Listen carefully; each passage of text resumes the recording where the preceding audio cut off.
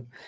We are going to continue the questionnaire on personality trait. Now remember, personality trait is where you are able to describe who you are and who your partner is. And if you don't have a partner right now, you want to know who you are and who your future partner is going to be by knowing your personality traits and knowing your future partner's personality trait. Why? Because we want to have a great relationship, not only in terms of a friendly relationship, getting to know each other, but a sexual relationship. I have noticed and I have seen too many relationships go sour because personalities are not revealed. They're hidden. They're just not shown because either for whatever reason, people are either ashamed of the personality traits or they don't want people to know about certain personality traits. And there are some dark personality traits out there. So we want to be able to get better at knowing who we're dealing with by knowing who we are first. When we know who we are first, like everything in life, when we love ourselves first, we can love someone else. When we know ourselves first, we can know other people also. So we've got to get good at knowing the 5 personality traits. I'm going to go through that again. 5. Number 1, being neurotic, neuroticism. Being open, openness. Being agreeable, agreeableness. Being an extrovert, extroversion. And conscientiousness. Okay? So those are the 5 traits that we are basing our personality test on.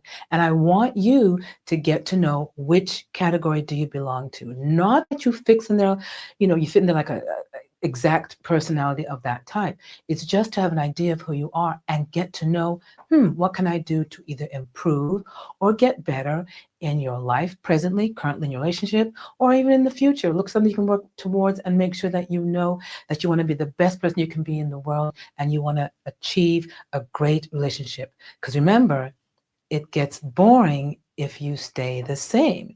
You need some variety. And to do that, you've got to know who you are and know where you can go and what direction you can go, because you want your relationship to stay fluid. You want it to stay vibrant. You want it to stay alive.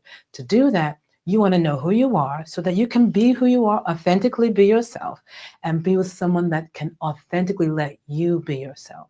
So the game plan for me is, as always, to get you to that great orgasm with that great person that has the personality that will match your personality. And when I say match, it doesn't have to be exact same personalities. It's more of a complement so that you can grow to be one and have a great time in the bedroom.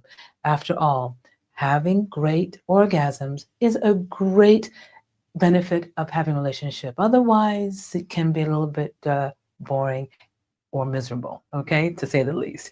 All right, so let's go through our questions. Number 9. Which type of game do you prefer to play? A, the one I know all the rules for. B, an easier one. C, a loud and fun one. D, one that has a team and solving problems together. E, one I've never played before. So in this question, you see they're trying to figure out, again, on that spectrum, on that range, where are you? Where do you lie? Where does that trait lie?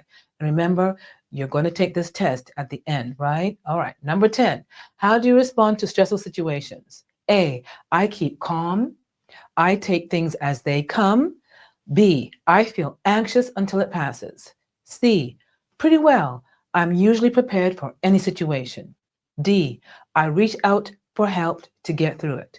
Again, how do you respond to stress? Everyone has their own way of responding to stress. And you can see again the spectrum, the range of responses. Choose your own response that describes how you generally would respond. Number 11, how creative are you? A, I am practical and grounded in reality. B, I have a great imagination and I love exploring creative ideas. Whenever they have just 2 questions, I'm like, yeah, they should have had a few more questions, but that's okay. Just choose the one closest to you. 12. How would you describe your attention to details? A, I worry that I'm always missing something important. B, details are very important. I aim for precision in all things. C, I prefer to focus on the bigger picture. Again, attention to details. You got to be honest with this because I had to be honest with it.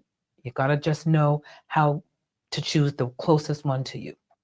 Number 13, how do you react to meeting a new person? How do you react to meeting new people? A, I'm nervous. Starting a conversation is difficult. B, if I can prepare for the conversation, I'm good. C, I start a conversation right away. So some people are nervous when it comes to starting conversations.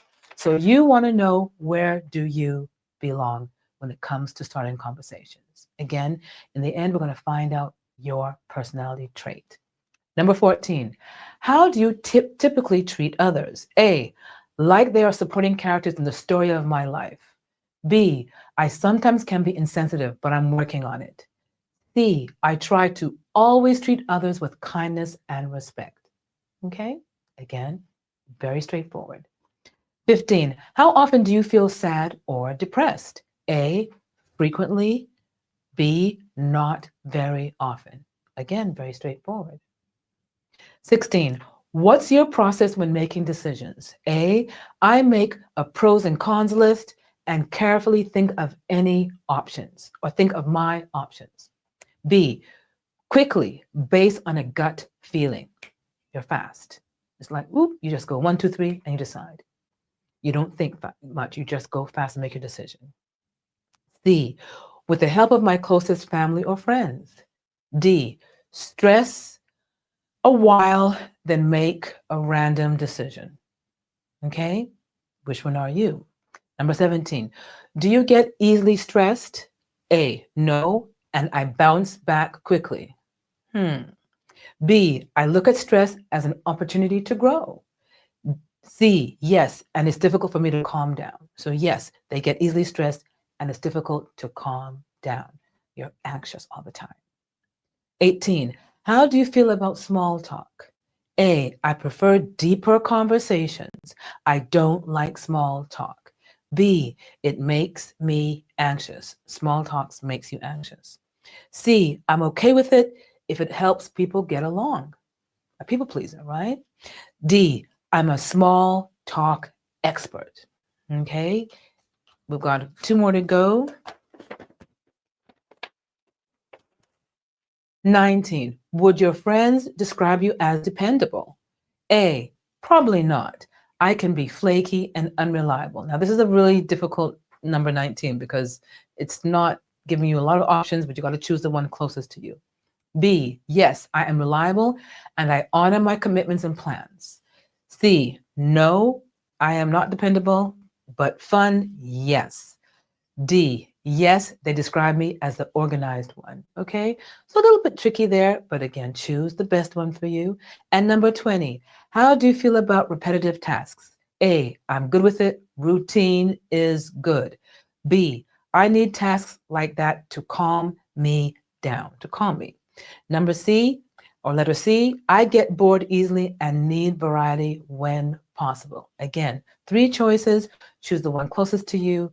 They're not exact, but they'll give you an idea of who you are. And that is the end of the questionnaire, the quiz. This is where I got it from, verywellmind.com. It's a personality trait quiz.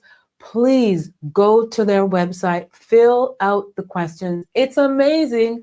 I did, and I will not tell you what I got. I'm sure you can guess what I got. It's really amazing how you can sometimes tell. Just make a guess and let me know. Send me a DM or send me a comment. Let me know what you think I am out of the 5. But the most important, quiz here is for you. It's really here to find out what you are about so that you can develop your confidence. As a physician and as an older woman that's been around for a long time, I tell you, this is something I wish I knew when I was younger. I wish I had these little tools and little ideas and little cues that could help me identify relationships better. I might not have made as many mistakes as I did, but they say mistakes are made for you to learn from. Failure is important for you to grow, right? So I'm not going to complain, except know that I'm here for a reason to just share with you these important, ideas that can help improve your quality of life in your relationship with your partner. Remember, be safe. If you're not sure, if you have concerns, do this with someone. Don't do it alone. I always encourage my patients and my colleagues and my friends, always be safe. Always approach someone if in public it's needed, or with a friend or a family member, or again with a professional, in order to get the results that you want, in case you cannot do it by yourself. But I want you to understand, we're going to talk about this because I want you to know who you are, so that when we get into the bedroom, we are going to talk about how you can now improve yourself in the bedroom based on these traits. So fill out your own questionnaire, find out what your trait is, so we can find out what we can do in the bedroom for you and your partner to make it much more exciting than it is right now. Okay, guys? All right. Talk to you tomorrow. Take care. Ciao. Bye.